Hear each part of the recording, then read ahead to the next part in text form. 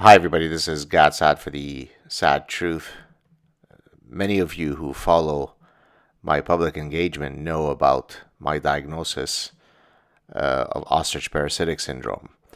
And the insidious nature of this mind disease is that it can afflict even people whom we otherwise think should be reasoned, intelligent, and educated.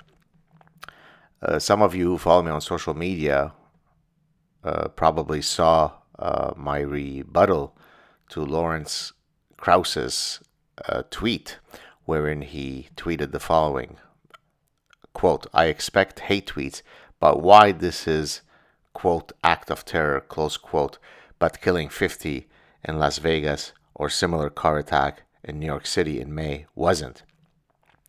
And so I replied to Dr. Krauss, so I will read you my rebuttal. "Oh my, ladies and gentlemen, I present you Lawrence Krauss. Let me explain it to you, Lawrence. Ted Bundy killed many people and terrorized the nation, but he was not a terrorist. Jeffrey Dahmer raped and ate people. He terrified many people, but he was not a terrorist. There is this little thing called motive that is used when defining a crime. Terrorism is the use of violence to advance an ideology, example, political or religious. The Las Vegas shooter was a mass murderer, but we do not know his motives.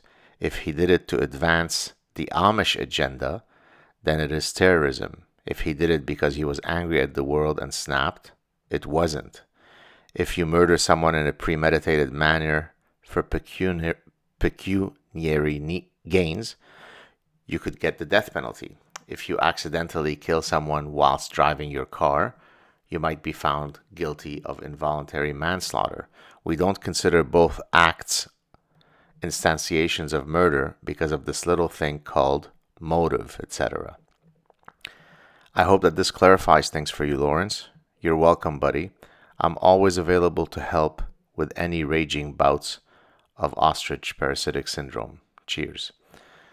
Now, this is not the first instance of OPS exhibited by our good friend Lawrence Krauss. Now, as I said, he strikes me as a very nice guy, and I have no personal animus towards Lawrence.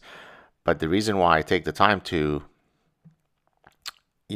respond to him is because ultimately he is someone who has a very big platform, who people turn to because they think, using a fast and frugal heuristic, that he is a physicist and therefore he must be someone who is reasoned and intelligent. And undoubtedly, when it comes to his physics, I'm sure that he is.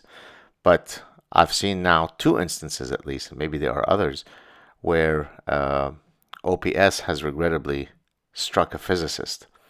The other case was when he penned an article wherein he was arguing that statistically speaking, we've got nothing to fear from terrorism because, more people die from coconuts falling from trees, and you're more likely to die falling in your bathtub. So clearly, we should be spending less time worrying about an ideology that is antithetical to every single liberal, secular, modern tenet that we hold dear, and instead we should set up perimeters of defense against coconuts and slippery bathtubs.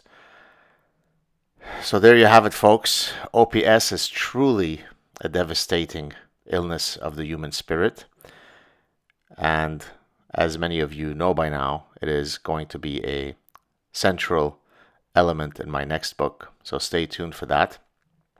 Again, this is not a personal attack on Lawrence, but it is certainly a critique of shoddy thinking.